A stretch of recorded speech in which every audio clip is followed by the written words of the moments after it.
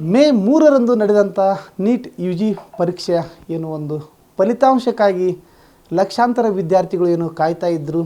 ಈ ಒಂದು ಮೇ 3ರಂದು ನಡೆದಂಥ ಪರೀಕ್ಷೆ ರಾಜಸ್ಥಾನದಲ್ಲಿ ಪ್ರಶ್ನೆ ಪತ್ರಿಕೆ ಲೀಕ್ ಆಗಿರುವಂಥ ಈ ಒಂದು ಪರೀಕ್ಷೆಯನ್ನು ಇವತ್ತೇನು ರದ್ದುಗೊಳಿಸಲಾಗಿದೆ.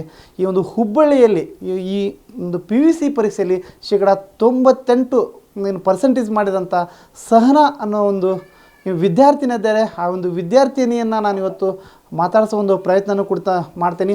ಅದರ ಜೊತೆ ಸಹನಾಳ ಏನು ಒಂದು ಪೇರೆಂಟ್ಸ್ ಇದ್ದಾರೆ ಅವರನ್ನು ಕೂಡ ಇವತ್ತು ಒಂದು ಮಾತಾಡಿಸೋ ಒಂದು ಪ್ರಯತ್ನವನ್ನು ಮಾಡ್ತಾ ಇದ್ದೀನಿ. ನನ್ನ ಹೆಸರು ಸಹನಾ ರಂಗಣ್ಣವ್ರು ಅಂತ. ನಾನು ಬೇಸ್ ಕಾಲೇಜಿಂದ ಓದೀನಿ 2 ವರ್ಷ, ಫಸ್ಟ್ ಇಯರ್ ಮತ್ತು ಸೆಕೆಂಡ್ ಇಯರ್. ಈಗ ನಾವು ಮೊನ್ನೆ ಮೇ 3ಗೆ ನೀಟ್ ಬರ್ತೀವಿ. ಈಗ ಇದೊಮ್ಮೆ ಲೀಕ್ ಆತಂತೇಳಿ ನಮಗೆ ನ್ಯೂಸ್ ಬಂದೈತಿ. ಪೂರಾ ಶಾಕಿಂಗ್ ಆಗೈತಿ ನಮಗೆ, ಮತ್ತು ಪ್ರೆಷರ್ ಬಿಲ್ಡ್ ಆಗೈತಿ, ಟೆನ್ಷನ್ ಆಗತೈತಿ. ಇಷ್ಟು ದಿನ ನಾವು ರಿಲೀಫ್ ಆಗಿದ್ವಿ, ನಮ್ಮದು ನೀಟ್ ಮುಗಿತೇನೆ, ನೆಕ್ಸ್ಟ್ ಕೌನ್ಸ್ಲಿಂಗ್ ಐತಿ ಅಂಥೇಳಿ. ಆಮೇಲೆ ಅವ್ರು ಕಾರ್ಬನ್ ಕಾಪಿನೂ ಪ್ರೊವೈಡ್ ಇರಲಿಲ್ಲ, ಅದು ರೂಲ್ಸ್ ಐತಿ. ನೆಕ್ಸ್ಟ್ ಟೈಮ್ ಕಾರ್ಬನ್ ಕಾಪಿ ಕೊಟ್ಟರೆ ನಮಗೆ ಚಲೋ ಆಕೈತಿ ನಮ್ಮ ಕೀ ಆನ್ಸರ್ಸ್ ನೋಡ್ಕೊಳಕ್ಕೆ.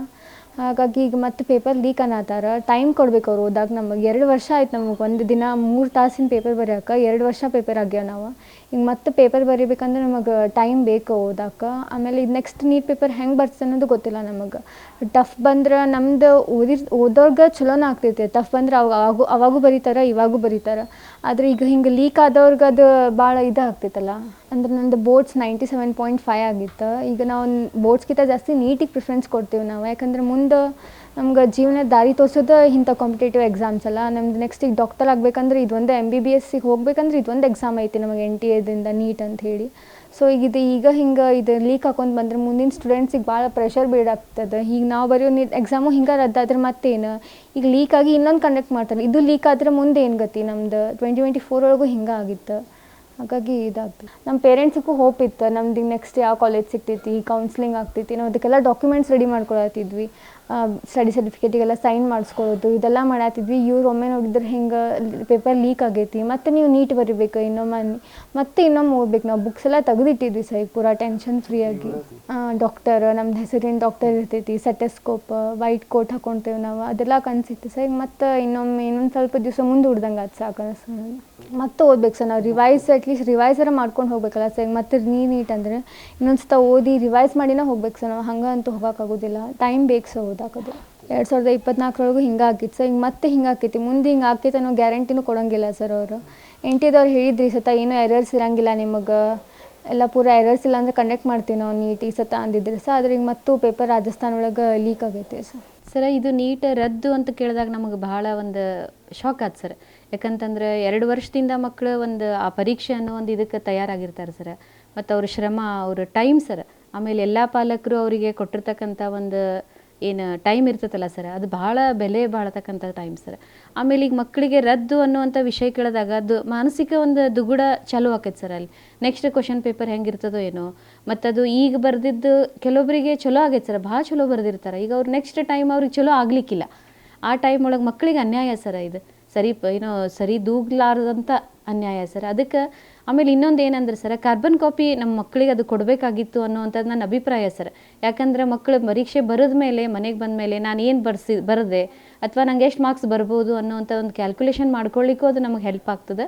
ಮುಂದಿನ ಒಂದು ಪರೀಕ್ಷೆ ಒಳಗೆ ಅದು ಕಾರ್ಬನ್ ಕಾಪಿ ಕೊಡಲಿ ಅನ್ನುವಂಥದ್ದೊಂದು ಕೇಳ್ಕೊತಾನೆ ಸರ್. ಜೊತೆಗೆ ಆಮೇಲೆ ಇದು ಕೇವಲ ಮಕ್ಕಳದ್ದು ಭವಿಷ್ಯದ ಜೊತೆಗೆ ಆಟ ಆಡ್ದಂಗೆ ಅನಿಸ್ತದೆ ಸರ್ ನಮಗೆ. ಅದಕ್ಕೆ ನಮ್ಮ ಸರ್ಕಾರ ಏನು ಮಾಡಬೇಕು ಅಂದರೆ, ಯಾರು ಈಗ ತಪ್ಪು ಮಾಡ್ಯಾರ, ಯಾರು ಅದನ್ನು ಪರೀಕ್ಷೆ ಪ್ರಶ್ನೆ ಪತ್ರಿಕೆ ಸೋರಿಕೆ ಆಗೈತೆ ಅವರನ್ನು ಕಂಡುಹಿಡಿದು ಅವ್ರಿಗೆ ಸರಿಯಾದಂಥ ಶಿಕ್ಷೆಯನ್ನು ಕೊಡಲಿ ಅನ್ನೋದು ನಮ್ಮ ಅಭಿಪ್ರಾಯ ಸರ್. ಇದು ಒಂದು ರಾಷ್ಟ್ರ ಮಟ್ಟದೊಳಗೆ ನಡೀತಕ್ಕಂಥ ಪರೀಕ್ಷೆ ಆಗಿರೋದ್ರಿಂದ ಮಕ್ಕಳದ್ದು ಭಾಳ ತ್ಯಾಗ ಇರ್ತದೆ ಸರ್. ಹಗಲು ರಾತ್ರಿ ಅನ್ಲಾರ್ದ ಮತ್ತು ಆರೋಗ್ಯ ಸ್ಥಿತಿ ಭಾಳ ಕೆಡಿಸ್ಕೊಂಡಿರ್ತಾರೆ ಸರ್ ಮಕ್ಕಳು. ಒಟ್ಟು ಹೆಲ್ತ್ ಕಡೆ ಲಕ್ಷ್ಯ ಇರೋದಿಲ್ಲ, ಸರಿಯಾಗಿ ಊಟ ಮಾಡೋದಿಲ್ಲ ಸರ್, ನಿದ್ದೆ ಮಾಡೋದಿಲ್ಲ. ಮತ್ತು ಅವ್ರಿಗೆ ಎಷ್ಟು ಒತ್ತಡ ಇರ್ತೈತೋ ಅವ್ರ ಪಾಲಕರಿಗೂ ಅಷ್ಟೇ ಒತ್ತಡ ಇರ್ತದೆ ಸರ್. ಯಾವುದೇ ಮನೋರಂಜನೆ ಅನ್ನೋದೇ ಇರೋದಿಲ್ಲ ಸರ್ ಆ ಮಕ್ಕಳಿಗೆ. 2 ವರ್ಷ ಅವ್ರು ಭಾಳ ಅಂದ್ರೆ ಒಂದು ತಪಸ್ ರೀತಿ ಅವ್ರು ಅದನ್ನು ಮಾಡಿರ್ತಾರೆ. ಅಂಥ ಟೈಮ್ ಒಳಗೆ ಈಗ ಅದು ರದ್ದು ಆಗಿಬಿಡ್ತು ಅಂತಂದರೆ ನೆಕ್ಸ್ಟ್ ಮತ್ತು ಪರೀಕ್ಷೆ ಬರಿಬೇಕು. ಮತ್ತು ಆ ಪ್ರಶ್ನೆ ಪತ್ರಿಕೆ ಅವ್ರ ಮಟ್ಟಕ್ಕೆ ಬರಲಿಕ್ಕಿಲ್ಲ ಸರ್. ಕಷ್ಟದ ಟಫ್ ಬರ್ಬೋದು. ಆ ಟೈಮ್ ಒಳಗೆ ಮಕ್ಕಳು ಹೆಂಗೆ ಫೇಸ್ ಮಾಡ್ತಾರೋ ಏನೋ ಅನ್ನುವಂಥದ್ದು ಒಂದು ಆತಂಕ ಸರ್ ನಮ್ಮೆಲ್ಲ ಪಾಲಕರಲ್ಲಿ. ಕೇವಲ ನಾವು ಅಷ್ಟೇ ಅಲ್ಲ, ಯಾರ್ಯಾರು ಈ ನೀಟ್ ಎಕ್ಸಾಮ್ ಈ ವರ್ಷ ಬರೆದಾರೋ ಆ ಎಲ್ಲ ಪಾಲಕರಲ್ಲೂ ಇದು ಒಂದು ಆತಂಕದ ವಿಷಯ ಸರ್. ಇದು ಏನು ಮುಂದೆ ನಾವು ಏನೂ ತೋಚವಲ್ಲ ಸರ್ ನಮ್ಗೆ ಹೇಳಕ್ಕೆ. ಒಟ್ಟಾರೆ ನಾವು ಏನು ಕೇಳ್ಕೊತೀವಿ ಅಂತಂದ್ರೆ, ಮುಂದಿನ ಯಾವುದೇ ದಿನಮಾನದೊಳಗೂ ಈ ರೀತಿ ಪ್ರಶ್ನೆ ಪತ್ರಿಕೆ ಸೋರಿಕೆ ಆಗಬಾರ್ದು ಸರ್. ಸೋರಿಕೆ ಆಗಬಾರ್ದು. ಮತ್ತು ಮಕ್ಕಳಿಗೆ ನೆಕ್ಸ್ಟ್ ಟೈಮ್ ಬರೆಯುವಾಗೂ ಇದು ಸರಿ ಆಗ್ತದೋ ಇಲ್ಲೋ ಅಥವಾ ಈಗೂ ಸೋರಿಕೆ ಆತೋ ಏನೋ ಅಂತಲೂ ಅವ್ರಿಗೆ ಒಂದು ಆತಂಕ ಇರ್ತದೆ ಸರ್. ಅದಕ್ಕೆ ನಾವು ಒಟ್ಟಾರೆ ಕೇಳ್ಕೊಳ್ಳೋದೇನೆಂದ್ರೆ ಸರ್, ನಾವೆಲ್ಲ ಪಾಲಕರು ಈ ರದ್ದಾಗಿರ್ತಕ್ಕಂಥ ಪರೀಕ್ಷೆಯನ್ನು ಅನಿವಾರ್ಯವಾಗಿ ಸ್ವೀಕಾರ ಮಾಡಲೇಬೇಕಾಗೈತೆ ಸರ್. ಇದು ಸರ್ಕಾರದ ಒಂದು ನಿರ್ಧಾರಕ್ಕೆ ನಾವು ತಲೆ ಬಾಗ್ತೀವಿ. ಸೊ ಆ ನಿರ್ಧಾರಕ್ಕಾಗಿ ಮಕ್ಕಳನ್ನು ಸಹಿತ ನಾವು ಮತ್ತೆ ವಾಪಸ್ ರೆಡಿ ಮಾಡಬೇಕಾದದ್ದು ನಮ್ಮ ಕರ್ತವ್ಯ ಸರ್. ಮತ್ತು ಸೇಮ್ ಸರ್, ಅವರು 8 ತಾಸು ಕೂಡೋರು 10 ತಾಸು ಕೂಡಬೇಕಾಗ್ತದೆ, 10 ತಾಸು ಕೂಡೋರು 12 ತಾಸು ಕೂಡಬೇಕಾಗ್ತದೆ.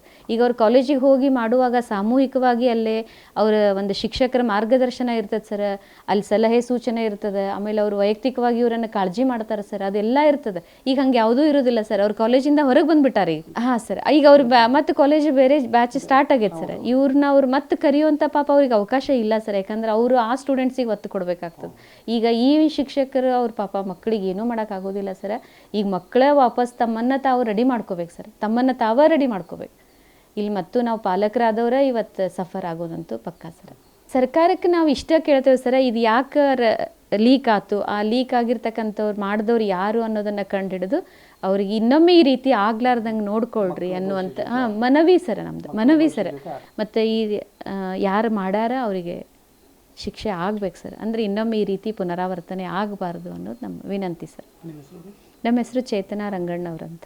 ಕ್ಯಾಮ್ರಾಮನ್ ನಿತೀಶ್ ಜೊತೆ ಹಜರತ್ ನದಾಫ್, ವಾರ್ತಾಭಾರತಿ, ಹುಬ್ಬಳ್ಳಿ. ನಮ್ಮ ಕಾರ್ಯಕ್ರಮಗಳನ್ನು ನೀವು ನೋಡ್ತಾ ಇದ್ರೆ ನಮ್ಮ ಚಾನೆಲ್ ಅನ್ನ ಸಬ್ಸ್ಕ್ರೈಬ್ ಮಾಡಿ, ಪಕ್ಕದ ಬೆಲ್ ಐಕನ್ ಒತ್ತಿ ನಮ್ಮನ್ನ ಬೆಂಬಲಿಸಿ. ಹಾಗೆ ನಮ್ಮ ಕಾರ್ಯಕ್ರಮಗಳನ್ನ ಲೈಕ್ ಮಾಡಿ, ಕಮೆಂಟ್ ಮಾಡಿ, ಅದನ್ನ ಬೇರೆಯವರಿಗೂ ವಾಟ್ಸ್ಆಪ್ ಮೂಲಕ ಶೇರ್ ಮಾಡಿ. ನೀವು ಹೀಗೆ ಮಾಡಿದಾಗ ನಮ್ಮ ಚಾನೆಲ್ ಮತ್ತಷ್ಟು ಜನರಿಗೆ ತಲುಪಲು ನೀವು ನಮ್ಮೊಂದಿಗೆ ಸಹಕರಿಸಿದ ಹಾಗಾಗುತ್ತೆ. ಇದು ನೀವು ಯಾವುದೇ ಖರ್ಚಿಲ್ಲದೆ ಕೆಲವೇ ಸೆಕೆಂಡುಗಳಲ್ಲಿ ನೀಡಬಹುದಾದ ಸಹಕಾರ. ಧನ್ಯವಾದಗಳು.